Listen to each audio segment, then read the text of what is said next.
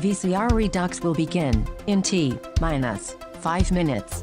What the fart is VCR Redux? It's the show where we take movies from the VCR era and bring them back to today.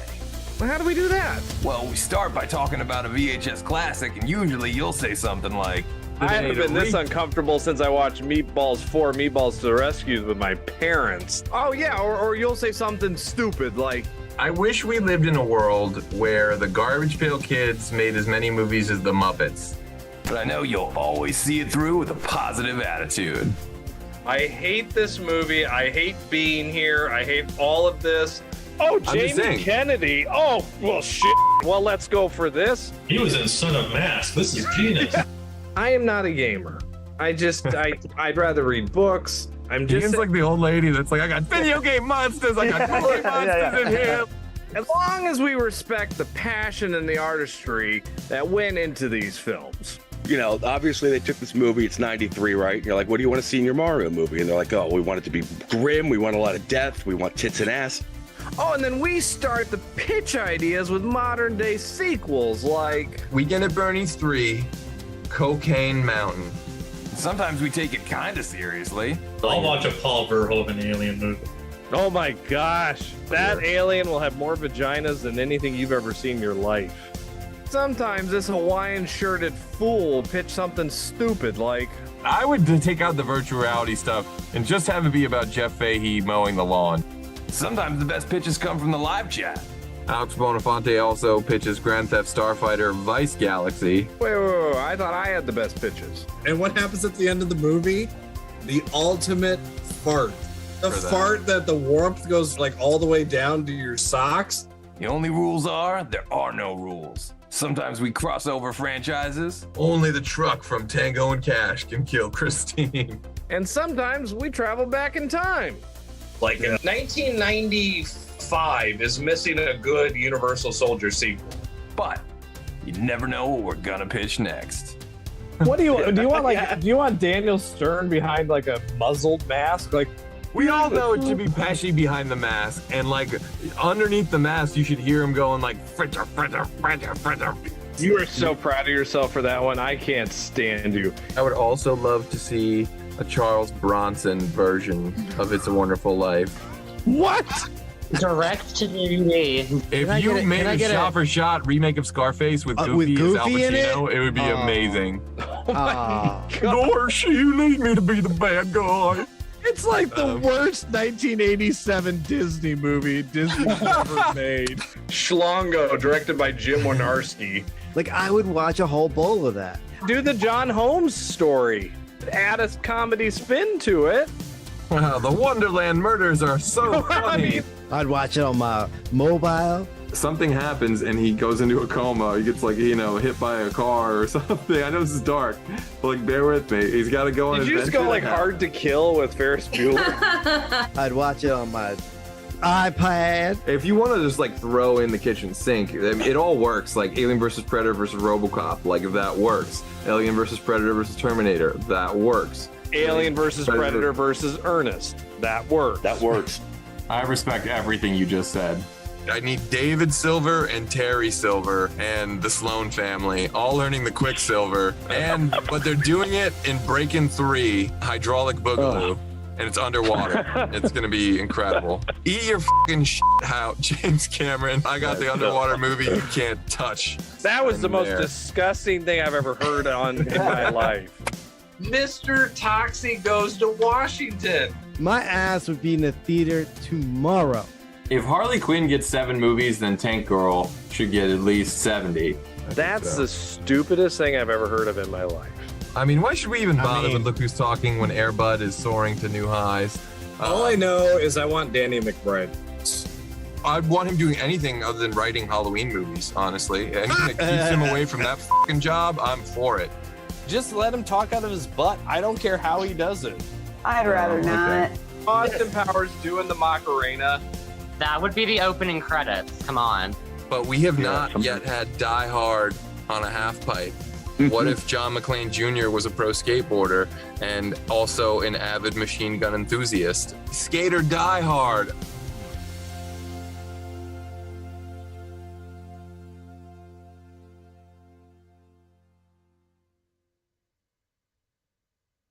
What up, virtual people? Welcome to the 135th episode of VCR Redux, where we take your favorite franchises out of the analog era and bring them back to 2024. I'm your host, pop culture punk Chris Stiles, joined as always by my co-host with the most, film professor Ian Klink. How you doing, everybody? And we have two radical guests on the show tonight. First up, the third leg of our VCR tripod himself. Oh, Mickey, you're so fine. Mac Daddy Mickey Torres is back on the show.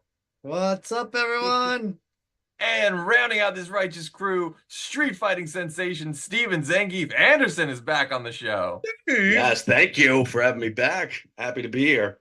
Thank you for coming back. We are here today to rescue Brenda, combat car thieves, and to sing the babysitting blues. That's right, folks. This world needs adventures in babysitting too, and we're here to give it to you.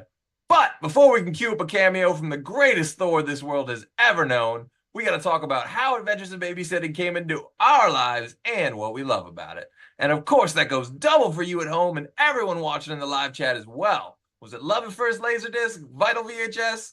Hit us up in the chat and let us know how Adventures in Babysitting came into your lives. So, Steve, Yes. when did you first get babysat? I knew you were going to say that. I knew that was coming. Dance. I thought about it earlier. Work. When did you first get adventured? I mean, when did I first get adventured in babysitting? Yes. So I would say it's a rental. It was definitely a rental. And I think it was mostly due to that fantastic cover art that's behind Ian right now. I just remember seeing that. Yeah. And being like, oh, yeah. I have to watch this. I can't remember specifically the first time, but I know I saw that box art and was like, this is something I'll enjoy. I can definitely relate to that. I'm getting a little chuckle because Gold's Code is in the chat already complaining, saying he prefers Don't Tell Mom the Babysitter's Dead. And whoever picks these movies needs to be fired, Ian. In Ian's defense, this one's on me. I've been Never trying pick to... the movies. Also, I get told this is what we're doing like 5 Bullshit! minutes We did Congo and Captain Power. Don't tell me you never picked the fucking Stephen movies. King is all you, too. See previous Stephen King episode on Don't Tell Mom as well. That's already been done, right? Yeah, Gold's Code just razzing us in the chat here. You razzer. First off, shut up. Secondly, I like Mickey and Steve.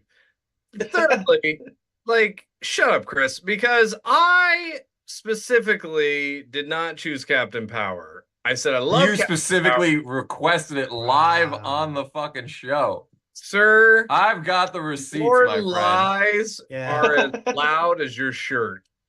The issue I have is that Congo is a great movie, and every episode of VCR is a great movie about Congo. Well, how did I miss the Congo one? Before we segue into anybody McGee missed Head, Congo. Congo's the greatest movie of all time. But why wasn't he named Congo? Oh God, I knew it was coming. Before we Congo. I've got the receipts on this shit too. But I want to know how Mickey first got. How did you first get babysitting, Mickey? Movies. I saw this in the theaters. Oh, was this a McDate? No, I was too young. This was like yeah. 87? Come on, you were making movies. You were like 7 too. Yeah. No, this wasn't a McDate. But I went to see this in the movies, and I actually remember Scholastic Book Fair was the thing. Get the fuck out. So I have the Adventures in Babysitting book. So it varies from the movie a little bit too. But are we talking about deleted scenes here? What do we got? Well, it's just the whole Blues Club thing is a little longer in the book too, and something like that. How is it longer in the book? That's beautiful. I'll tell you what, the deleted scene it's of been a while my life, since I read it. Wow. The deleted scene that I need more than almost any other is got to be the scene, and I'm sure they didn't fucking write it or film it even, but the scene where the bad guys don't get out of this place without singing the blues. What do they sing about in the blues? Man. But maybe we'll find out when we make our pitches tonight. I don't know. I loved this movie, so I saw it in theaters, and then like I said, I loved it so much. And when Scholastic Book Fair came around, or whatever it case to be, Adventures in Babysitting the book was there, so I bought that. Did any of us not have a novelization of a movie from Scholastic though? Okay, I did not, and this was whoa. This was this is right.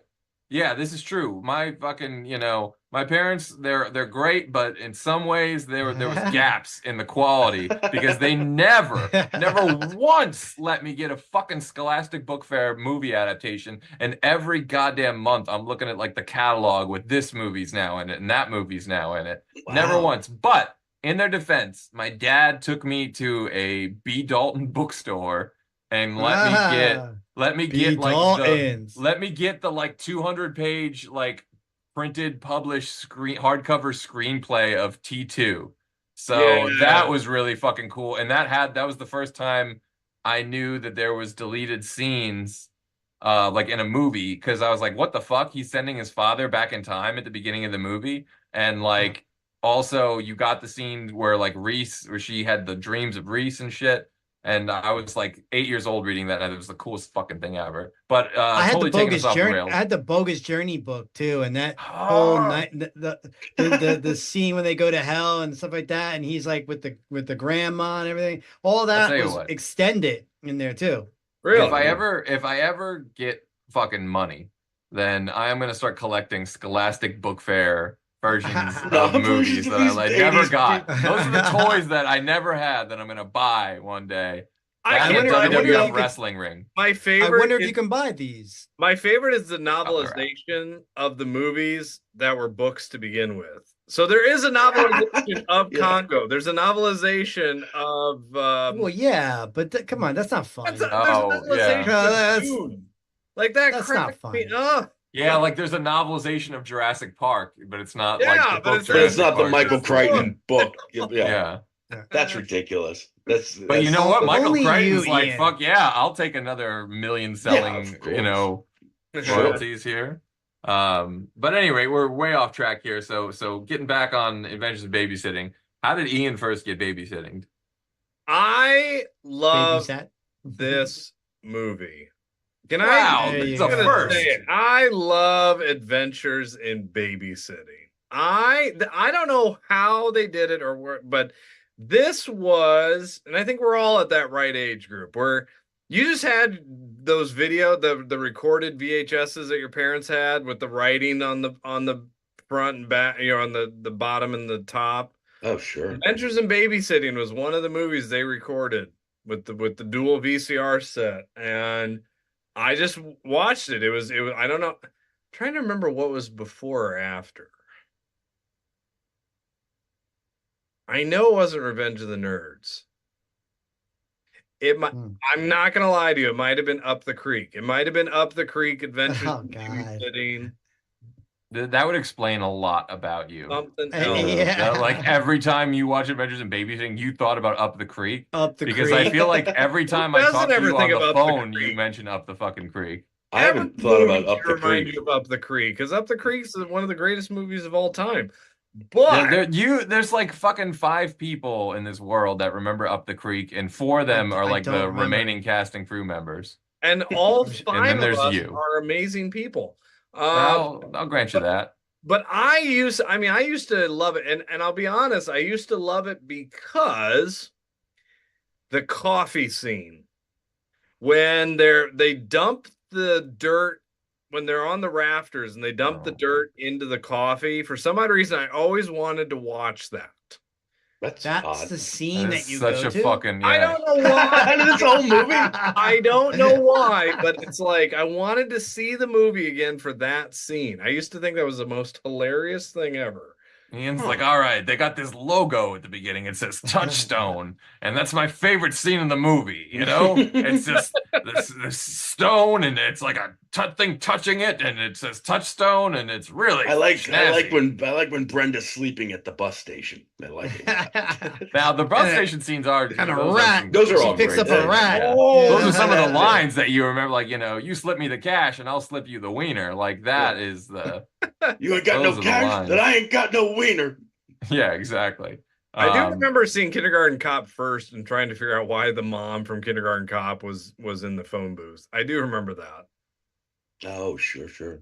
Yeah. Why are you glaring at me There like? you Yeah, okay. Frozen. No, I'm sorry. I'm Okay. sorry. I'm getting work texts flying into my laptop at the same time as this Zoom. I is like on that. the Of all the things God. for me to say, you're just like, what? And like, No, I'm sorry. I froze there. 'cause Consonant professional. I'm trying to read about fire trucks right now and also process your Adventures in Babysitting story. But before I get back to either of those, try and reboot my brain here for a second. There is a little bit going on in the chat, not a lot of action, but I see Gold's Code and Whiskey 41 in there. Gold's Code says, "Can we just get some love for Mickey in the Hat? He looks like an old-timey newspaper boy. Extra, extra, airborne pitches incoming." Newsies 2.0. And he also says, pro tip, the novelization of Star Wars will not get you an A on a book report. That makes sense. See, Monica Thyman in the chat says there is a novelization of The Jungle Book. Wow, I would love that. Yeah, let us know what your favorite Scholastic Book Fair or movie novelizations I'm talking about. are. It's already a book, and they made This is taken over, yeah. Cracks me. I love it. But Monica Thyman says, I saw this movie on TV. It was a bit crazy and funny. I would definitely agree there. Whiskey 41 already has a pitch, so we'll get to that at the second half hour of the show. And Angie Saunders in here saying, I've seen it 100 times. As I know, don't fuck with the babysitter. Love that. One of my favorite quotes. Yeah. And that's like, you could never even get that F-bomb. I hate to say that kind of shit that like, you can't do this now. But like, yeah, you're not going to get an F-bomb like that in a kiddie movie nowadays. Yeah, this is PG-13, right? No, I think it's PG. Really? PG? I think it's PG. When was this out? What year was this? 87. 87. The PG-13 was there, but it was still like, it had to be basically for those first few years, it had to like really creep out kids for them to do the PG-13. So because it was have like horror elements to it. It says PG-13, but I don't know if Does that's it? like This movie should be I think they PG-13. redid the rating. Oh, okay. That's more Disney now. Yeah, because it's Disney. Yeah. Yeah, I made it PG, but it was on the VHS tapes. It was PG. But this thing made $34.4 That's million like Jaws. I mean, in the box office. Jaws is PG, and you sort of see somebody naked. I mean, that was Well, I mean, Elizabeth Shue PG-13 alone, probably at this time, I would think, was a big enough name to have made that box office number make sense. This must have been post-Cocktail. Yes. Yeah. Like, but I my Elizabeth Shue memories always even at this time are Karate Kid and this. Yeah, that's about right. Yeah, well, Karate Kid I was alone. mentioning, why is Claudia Wells not in 2 and 3? Why? Because her mother was very sick and she had to take care of her mother. Oh, I didn't know that. Okay. Yeah, it's unfortunate because that's like to me like and I love Elizabeth Shue, but they did her no favors by putting her in what I got to imagine is on the top 5 all-time worst movie wigs ever. Like they could have dyed her hair or just like let it be like whatever, a close enough color. Like it's insane what they did. They dyed it this weird orange fox color that looks nothing like Claudia Wells' hair even looked. I don't know why they did that, but that always is like distracting every time she's like on screen in those movies. But I was saying this the other day, though. It's interesting. Claudia Wells is one of those people Elizabeth Shue is one of those people that played a teenager for like 10 fucking years. Because she played a teenager in Karate Kid. She played a teenager in like commercials for a couple years before that. And she's playing a fucking high schooler here in like 1987. So that's like, Back to the Future too, right? She's playing. Oh, yeah. And Back to the Future all the way up until 1990. She's playing a teenager, a high schooler. From like 82 to 90. That's crazy. I mean, it wasn't until Cocktail, right? I never bought it though because of the coat. In my head, she was always. I know she comes off as She does not come off as a high school senior in this movie. Well, she's 18. She's 18 in this movie, right? She's a senior. 17. No, she's 17. She's 17. 17. Yeah.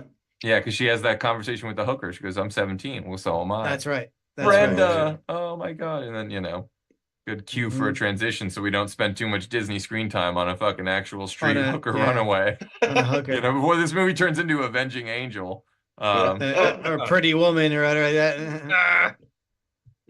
Oh god, now there's a spinoff or a mashup. But okay, so the first time I saw this movie, I actually feel like this was a sleepover at your house, Steve, in Barrington growing up. Really? Yeah. I believe I it. feel I'll like buy this that. was like one where like you had it on tape or something, and or it was like on cable, and you're like, "Oh, I've seen this movie. This movie's good. You like '80s movies? Let's watch it." I'm like, "Okay," I and don't like know.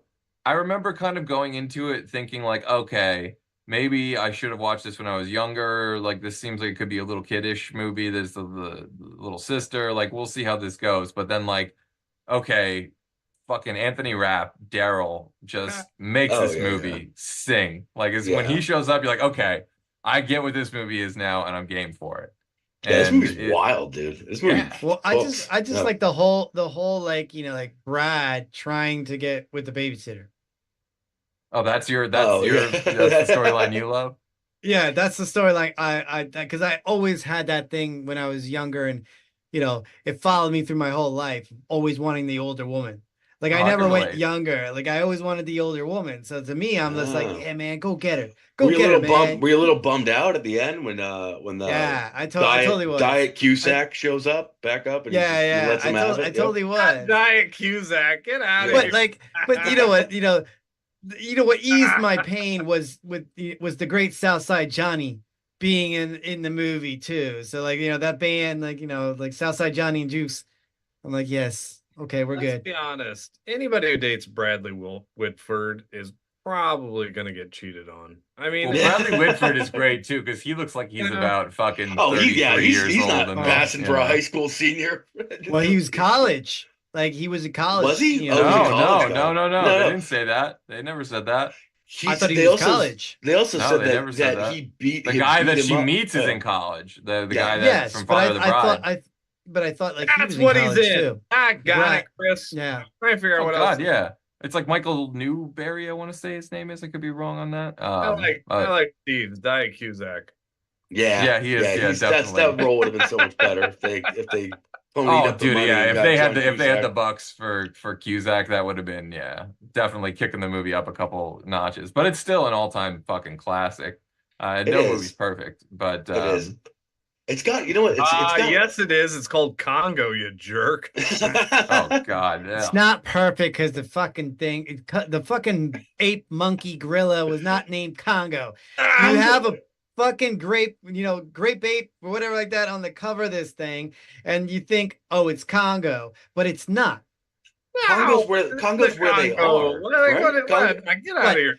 Let's not talk about that. Let's talk about this great. Well, at least movie wait till that's like at the least wait best. till pitch time, and then you could pitch Adventures in Congo Congo? babysitting or something. You If know, I would say anything upon rewatching it again with a little more of a critical eye, I will say that the second act of this movie is like, it's fire.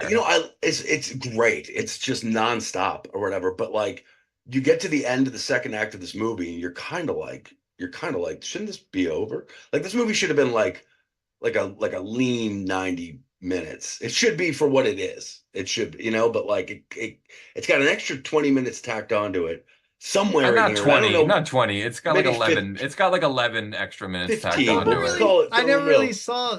Really? Watching this movie, I never really thought like, oh, this should be over.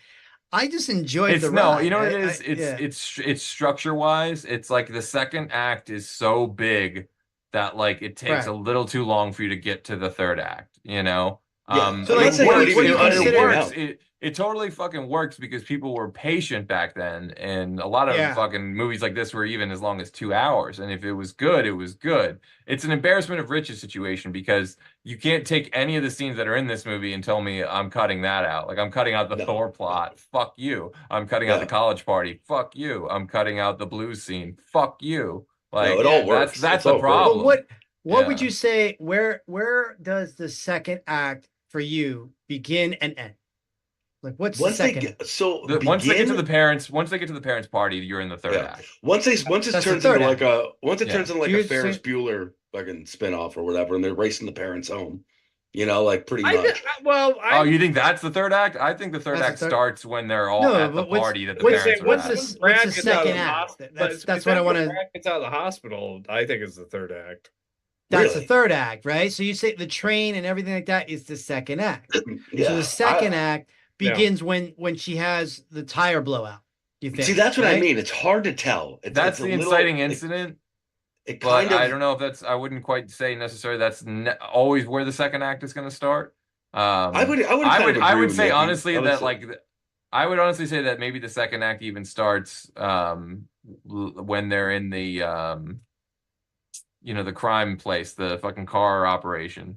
Like that's kind of where it feels. That's where it kind of starts to feel like you're settling into the second act there for me. But see, that's what I mean with this movie, though. It's hard to tell what structural part of the movie you're in. Or whatever. I'm not saying it's a bad thing. I'm just saying that it kind of. Yeah, it's not.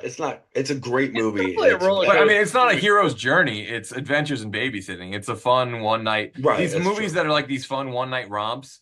That's kind of like almost a running theme in all of them. Like you keep thinking, okay, you're at the end now. Oh no, now there's one more fucking shit. Like that is, part of the genre. So, it's. I wouldn't put it as. I would again just kind of say it's more of an embarrassment of riches. Like they just have.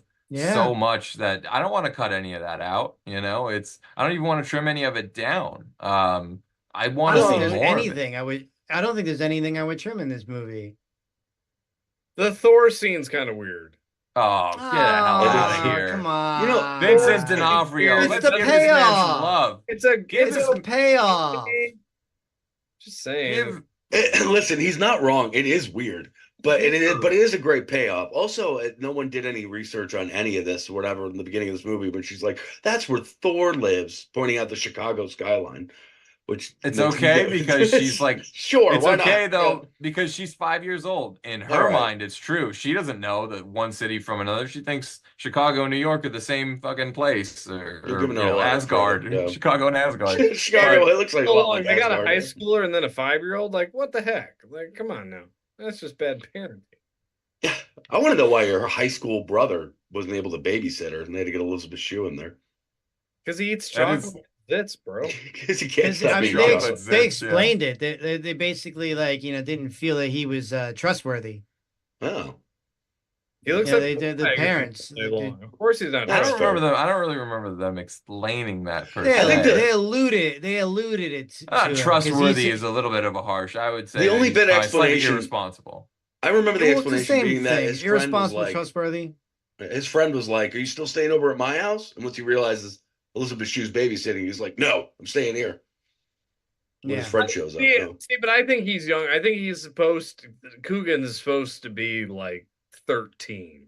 Yeah, he's 14. He's supposed to be a junior high. No, 15. They specifically say I know, he's but 15. I think it would have been better. It made sense if he was just a little bit younger. Oh, I think that's how they wanted to cast it, but then they're like, wait a minute, we got this kid who's emancipated and he's a pro, and he's fucking 5 years older than we wanted to cast it, but fuck it, let's go for it. He work all night long. Let's get him. Yeah, this kid can work all night long, and he was great. I mean, this is remember that though. This 87 was a time when kids could just be by themselves, like at any age, basically. Not on fucking film sets. They couldn't. There's strict rules, especially after Twilight Zone. Like he means in the world of the movie. In the world of the movie. Yeah. Yeah. In the idea of not in a movie set. Not in a movie set. Like I was staying at home when I was in kindergarten first grade by myself. I mean, I was a latchkey kid by like 6th grade. Yeah. Oh, dude, my parents would leave me at home alone when I was like fucking 4 or 5 years old, because they'd been through it, and it was like, all right, they know he's gonna plop down in front of that TV and watch Dirty Harry, Karate Kid, or Back to the Future, and when he's done, he'll put on Rambo. Stiles watching The Enforcer. Nothing's changed in 36 years. I can leave you home now. The Deadpool. The Deadpool is the greatest. It's the ultimate. It's the ultimate ending of an action series. Is the fucking Deadpool. We have to do Dirty Harry on this show. I would love to do Dirty Harry. I can't wait for Sean's Airborne. I can't wait for Sean's Airborne pitch with Dirty Harry. I want Clint Eastwood on fucking rollerblades, shooting at an unoccupied chair, an empty chair that's rollerblading away with an invisible I can see him hunting down Snake and everything. Can I just acknowledge though the truck driver? We got to talk about the truck driver. Great casting. Great casting. One of the best moments of this whole movie is the truck driver, though. He's so great. He's the same guy from Wizard too. Is he? Who is playing the Wizard? Was he He in was truck supposed to driver? be playing That the wizard. was he in the wizard? No, I'm getting him confused now. he's definitely in some shit, but Yeah, Ian, you're Uh, not wrong. He's one of the best parts of this movie all the way through. Oh, When he he's this pops movie's back out. casted perfectly, like down the line. I mean, it just all starts off the movie well. all the crime guys. I mean, even the fucking guy in the garage that's wearing the "Eat the Rich" T-shirt, like it is casted. Ron Canada was perfectly. awesome in it too, as one of the guys trying to go after the kids, the babysitter and stuff like that. Oh yeah. Who's the Oh, is he the one who goes on the roof on the glass? Yeah, Oh, I Graydon love him. He's in everything. I love or him. Graydon. Who was the mom? She's been in other things from the 80s, I swear. Definitely. Mickey's You know what I'm Mickey's talking on about? it. Yeah, Well, I'm looking. I'm oh, trying to find oh. the mom. Interesting fact. That in the chat, Angie Saunders says, "Fact, it was supposed to be He-Man that the kid was obsessed with, and Oh, is that that right? totally fucking tracks. Makes That, more like sense. in 1987, fucking Thor would cost you nothing. They'd give you that one. Marvel wouldn't give a Right. shit. Yeah. Thor, that's great. Thank you. Thor's You know? public domain in general. Thor's he's a Right, yeah. yeah. It's like He's Frankenstein. Yeah. Yeah, he's an old mythical god first and a Marvel character second. Right. I mean, the fact that the man went from that to freaking Full Metal Jacket and just gained all that weight. Poor Vincent. Oh, dude, he is That man recognizable from dude, movie to people movie. slept on that man's work for 35 years between Full Metal Jacket and Daredevil, and I'm so glad he's finally getting his love. And we are at pitch time now, which is great because it brings me to a pitch that I got on Facebook today. And I want to pull this up because I want to give credit to the name where it's due here.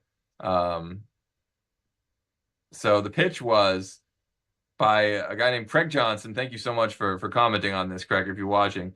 Chris Hemsworth needs to play a gangster called Kingpin in this one, in whatever happens now. And I could not agree more. That is the perfect way to close this loop, is that you get the actual Thor now to play one of the crime guys, and his name is Kingpin. It's perfect. That's not a Marvel thing. Funny idea. I can't. Yeah, that works all around. Well, it would work now that this kid would be into Thor. I mean, this kid would be into Marvel now. I mean, that does make absolute sense. 100%. So there are a couple pictures in the chat here. Is Robert Downey Jr. So there are a few pitches in the chat already. Stop it, you guys. You're gonna it's one day you're gonna agree with Robert Downey Jr. It's gonna happen. I mean, it's not like he can't play everything, but man's gonna win an Oscar. You watch. I hope so. I don't doubt it. He already has won an Oscar. What do you mean he's going to win an Oscar? He won an Oscar like 32 years ago. And you should win another one for this Oppenheimer movie. He didn't get it for Chaplin. No, he won for Chaplin. Oh, he lost. What? This is a Mandela bullshit right now. We'll get into this at a later fucking episode. What do we got for pitches? So in the chat, we got Whiskey41. His pitch: Elizabeth Shue moves to Ohio and babysits the younger siblings of Team Rollerblade and the Preps when the Soviet Union fires off their arsenal, causing a dystopian 90s and adventures in solar babysitting. Ooh, Alex Bonafonte, this is some of your best work, my friend. The solar baby aspect to that is just brilliant. And I'm probably the only one on this fucking panel that's seen solar babies. Maybe Mickey has. Yeah, Dad. Sure are. I've seen bits and pieces of it, but I can't say that I've seen the whole thing. What are solar babies? Solar Babies is with Jason Patrick, Jamie Gertz, and Lucas Haas, a very young Lucas Haas. And it's like a roller skate version of Avatar from 1986-ish. Like, it's like the only way I can describe what you Solar talking Babies about? is. What the fuck does that mean? Now you gotta watch it. I guess so. Yeah, you sold me. You got Avatar, you got Avatar, roller skates, and Yeah. Cocoon. Solar Babies. We should save Solar Babies if we're gonna do Solar Babies on the show. If I'm gonna rewatch, if I'm gonna take Solar Babies to the face again, I'm gonna need. I'll watch it. I'll watch it. Mickey's game. All right. Well, we'll do Solar Babies soon. We have the next couple weeks already booked, but I'll put Solar Babies on the fucking top of the to-do list. I can promise you that, folks. Anything for Jamie Gertz movies. But Oh, for yes, it's Cocoon meets Avatar with roller skates, and yeah, it's great. So another pitch in the chat though. Okay. Sorry, I'm losing my Solar Babies takes over the room once it enters the chat. It's I still have no hard idea what to- the fuck you're talking about, but yeah, go Well, ahead. What's the Solar next- Babies has entered careful. the room. Yeah, be careful what you wish for. So there's another chat in the pitch. Another pitch in the chat from Gold's Code. Get your Oh. crap together, sir. I don't know what is wrong with me today. But the genius Gold's Codes pitch. Chris visits Ohio with her kids, but loses them in the middle of a downhill skate race, with the preps abducting them. Now Chris must team up with Mitchell in Adventures in Air Babysitting Born. I Jesus. like it. I would have gone with Adventures in Airborne, or maybe... I forgot that her name was Chris in the movie, and I thought he was pitching a sequel where you're in it. He was. That's what he... It's That's me you. as So- her. No. No. What? Adventures in Born Sitting. Either way, it works. Boot nanny. Titles aside, I love it. So what do you do? Is this one you want to see the time travel sequel? Do you say like, all right, this is the sequel we should have gotten in 1989? Because believe me, I want to do that one. There is the Adventures in Babysitting II from 1990. It's there. I see it. 89. Oh, yeah. 89. Give respect to an 80s classic and make it 89. Here's my thing. She was busy doing Back to the Future, so to be honest, she'd have to wait a year. So it'd been 90. Well, they could have shot it in 88 and waited for the heat of Back to the Future 2, real a la quick, Teen Wolf style. So you one can of come the- down off your goddamn high horse. No, I'm One of just the saying fun- realistic one of the- sir, in your imaginary world. All I right. know you want to go back to 1990 when you were sipping, cognac from a brandy snifter with your country club pals, but that's not going to happen. Okay. One of the fundamental problems with this movie is that if you bring it anywhere past the early 90s, it doesn't work. Once you bring it into the cell phone era, once you bring it into especially if you bring it to today, she could have Venmoed Brenda $20 and this movie would have never happened. Like this. He's got a point. You have to keep it in that time period in order for something like this to work, or you have to have a slew of happenstances occur that that are going to make you reach out of your you could totally make a horror movie out of this too. You could, yeah. This is like Brenda gets killed. Back there was the sitter, Jonah Hill. What about Jonah Hill? The sitter with Jonah Hill. What about the sitter? I don't think I ever saw that. It was in a weird way. It was kind of a remake of Adventures in Babysitting. Oh, it's but it's all in one night kind of thing. It's same thing, but Jonah Hill is the Elizabeth Shue role, and but it's basically, let me say the F word to kids, and it makes it funny, kind of ha ha ha. Yeah. Did it work? Was it in like a modern? I actually thought it was pretty good. To be honest, because it even has a bad guy, which is Sam Rockwell, and like he's really good, and so it's actually kind of an entertaining comedy.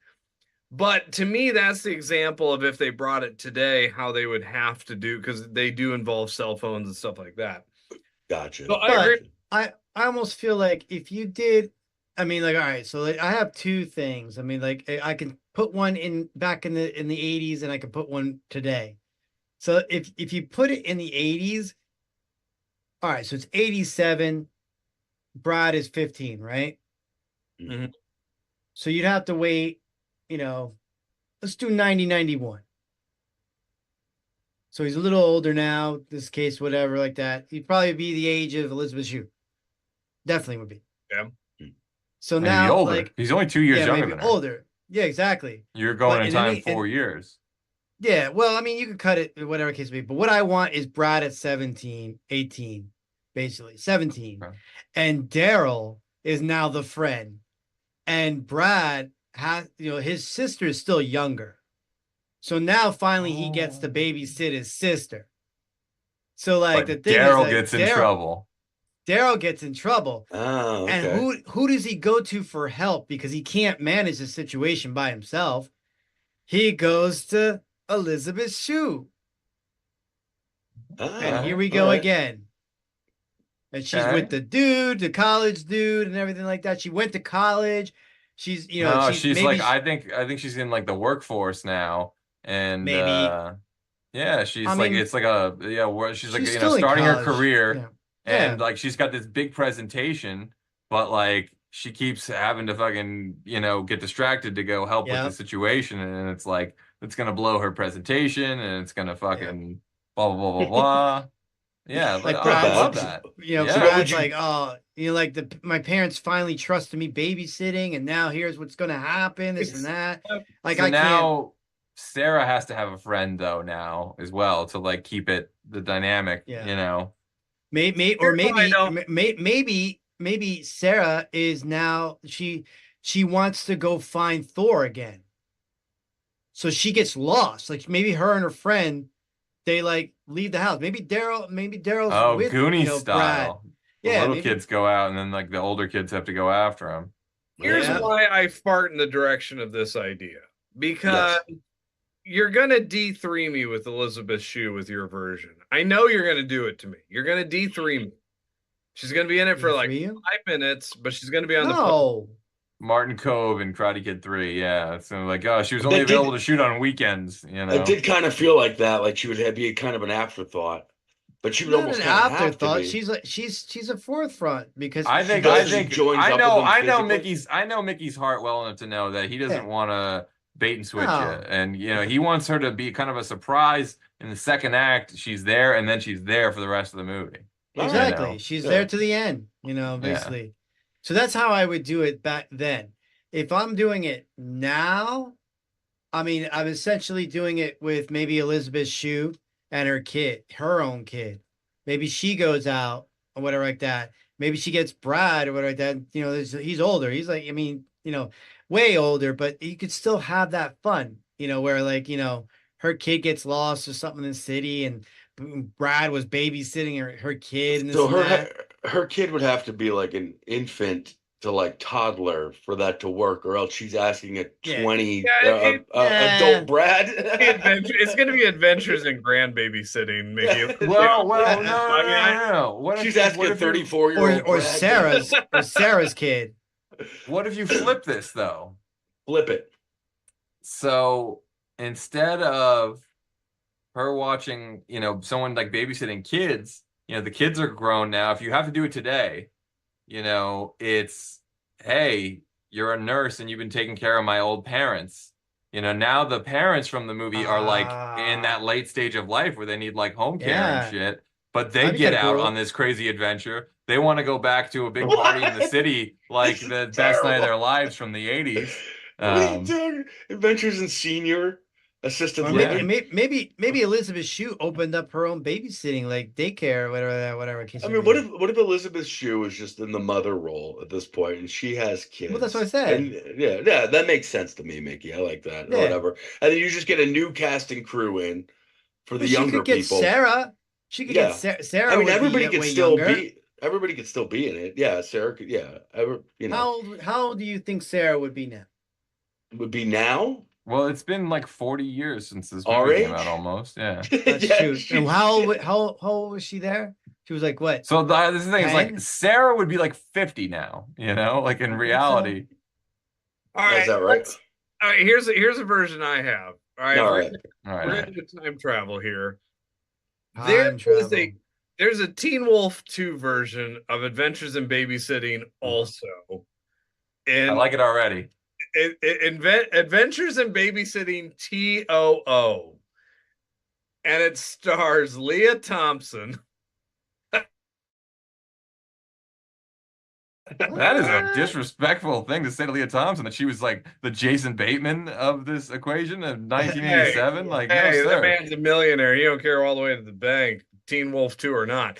But I'm just saying, I see that VHS cover next to this one, but it's it's just Leah Thompson like doing one of these things on the with a Chicago skyline in the background.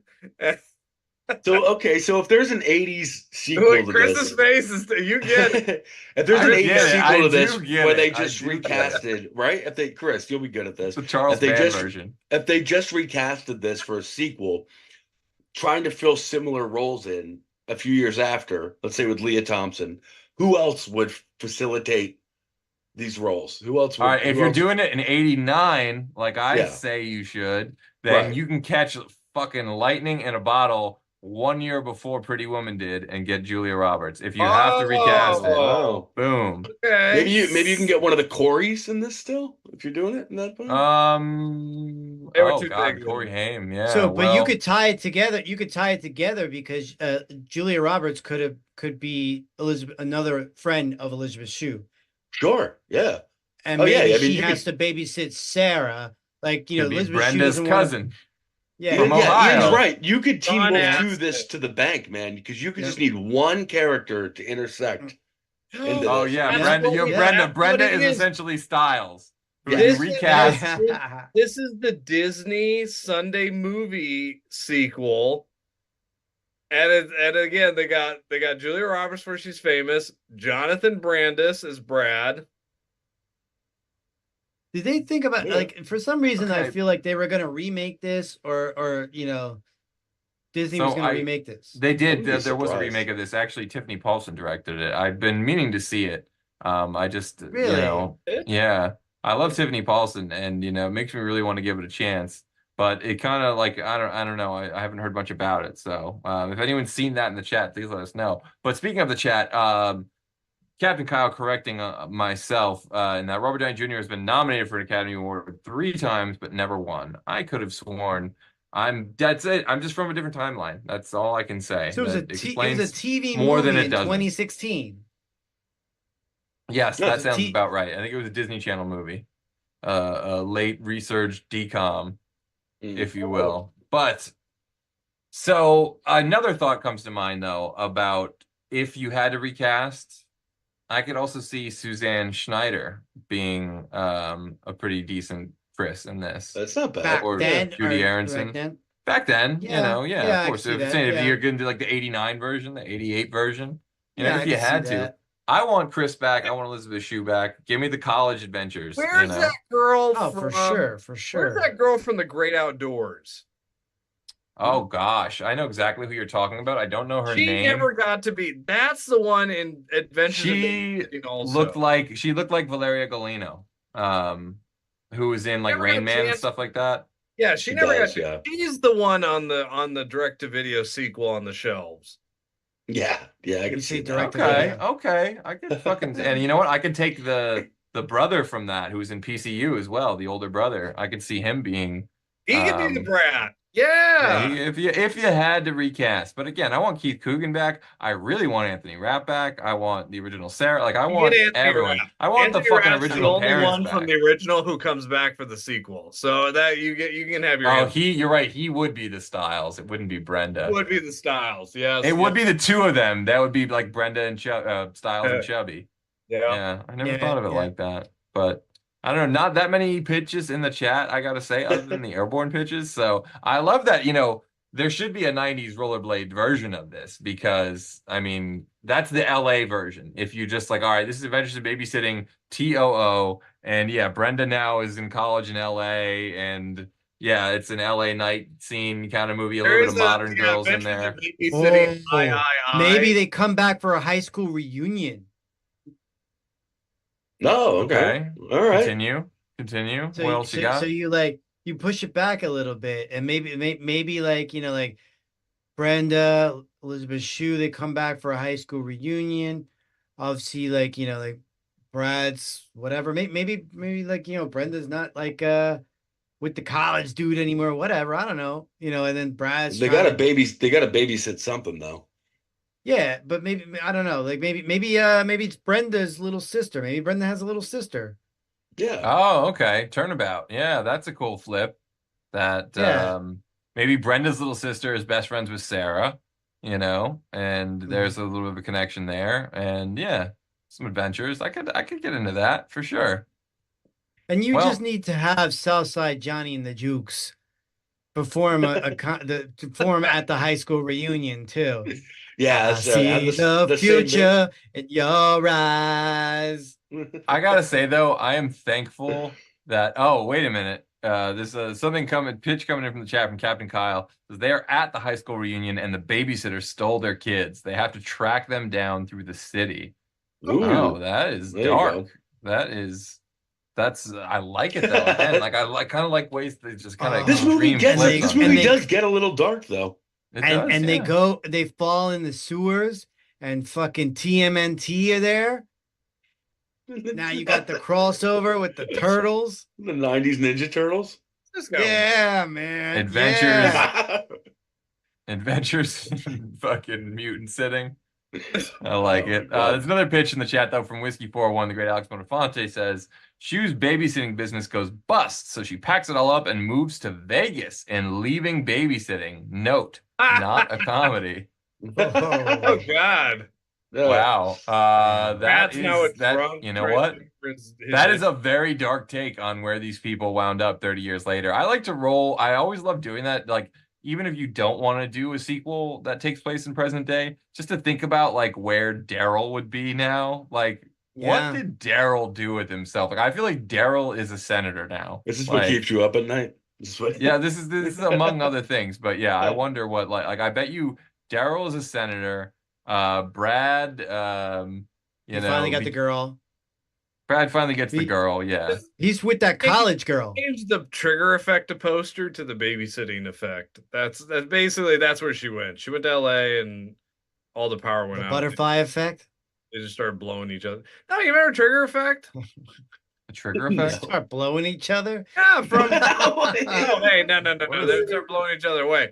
No, the trigger effect was Dermot Mulroney, and that I think it was the guy from Shawshank Redemption. Tell me you guys remember this movie. They played on like making shit up to fuck with us. I think Ian is. Ian's just like, I'm gonna come in here and be like, let's go blow this guy. About? What movie are you talking about? What's the name of the movie? Oh, the trigger effect. The trigger effect? Yeah. I don't know. You threw my brain through a fucking trigger effect right there. I don't even know where I am or what episode we're doing anymore. It's Adventures in Babysitting. Right there. Ah, you can't see it. No.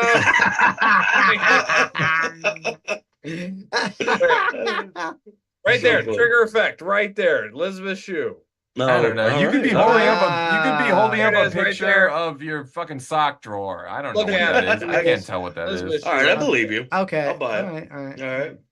Okay, someone in the chat says Trigger Effect 1996. So, all right, that shows you how lost we were in the 90s. Vindicated, Ian.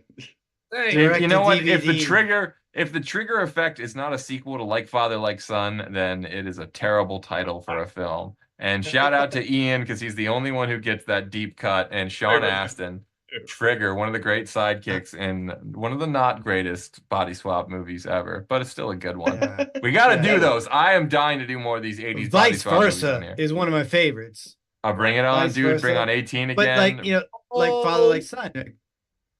Yeah. Bring on Dream Little Dream. We got to do Dream Little Dream 3. I'm just saying.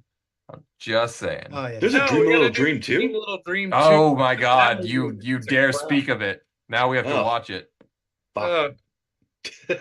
It's like horror beyond your wildest imagination. Little Dream Dream 2 2. is the Like dumbest. father, like son wasn't bad because it had the No, it Motley was pretty Crue song solid. in it too. That's true. That's the one with Kirk Cameron song? and Dudley Moore. It Yes, had correct. the Motley Yeah. Crue song in it. 5 Okay, Years Dead. Is Like Father Like Son the first movie that used Wild Child by Iggy Pop? I don't know. I'm a fan. Not sure, You maybe. always ask a weird fucking question at this exact That's not point of the weird. show that Why like is that has weird? nothing to do with anything. It's one of my favorite things that about none of, you, that though, none of like- us could possibly Yeah, like answer. it's like completely out of almost nowhere. Like, hey, the third season episode 2 of Leave It to Beaver, was that a different fireman than all the other episodes in the back? I'm just thinking about this now. What And happened I to the think milkman? It was, yeah. What happened I to the forget you milkman? all. Like, This guy produced my fucking mailman as a werewolf. that's a great movie right there. That's a movie we need in this world. Like, Oh well.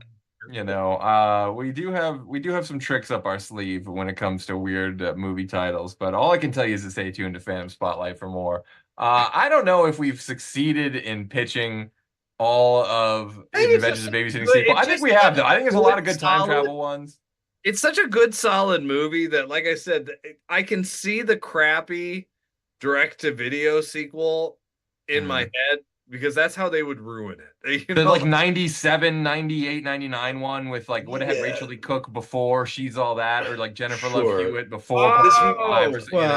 Sir, I will stop you right there because there's no problem with having Rachel Lee Cook in any movie. That's number one. Of course, like, I don't care. Like, so if you had, but she was also in the Babysitters Club. Like, no one's above making a stinker. That's not a bad movie and show and all that stuff either. This is why this movie is a little lightning in a bottle. It is. I was gonna say he had all from Scholastic. He had all the Babysitters Club books coming. I didn't have the Babysitters Club, but I used to read them because the my cousin Boxcar Kids. You had the Boxcar Kids. He was younger. The Berenstein Bears. I used to read the shit out of Berenstein Bears. Oh yeah, I fuck with Berenstein Bears for sure. But everyone, that's another Mandela Effect thing. This is our most fucking Mandela Effect episode because we're talking about this shit. People differentiate the spelling of the Bernstein Bears. Berenstain. Yeah, people are like, that's a weird thing that people don't. I don't know. Maybe that's one of the thinner ones, I will admit. But I don't know. With all these pictures, I would say combine like most of the late 80s ideas. You know, you got a little bit of the college thing. You got a little bit of Brad finally gets his chance with the girl or something like that. Or maybe he, you know, like he gets a chance with Chris, but he passes it like up for someone that's like a little bit more like in his grade from school that likes him or something. But it's that movie is sort of maybe about the realization of that for him. It's a little coming of age story. You got some John Hughes in there. I'd be all for it. A lot of pictures, but not a lot of babysitting. Or maybe Avengers. Well, there's always going to be Sarah. Sarah's still going to need a babysitter a couple years later. But now she's a bratty 10-year-old or 12-year-old or whatever. If you went a couple years later or whatever like that, you know, you can have like, you know, Elizabeth Shue is trying to help Brad get a girlfriend. And Sarah's a skate punk now. It's before rollerblading, but it's skateboards. So I'm just the whole crux of this movie does end with her losing her roller skate. Yeah, it's time to put away the childish things and step into the world of skateboarding. Yeah, it's a 2016 one. Yeah, that's disgusting. Everything below your tax bracket is disgusting, you snob. Just, you know, it's like I look at this movie and it looks like it would play how it smells. It just looks terrible.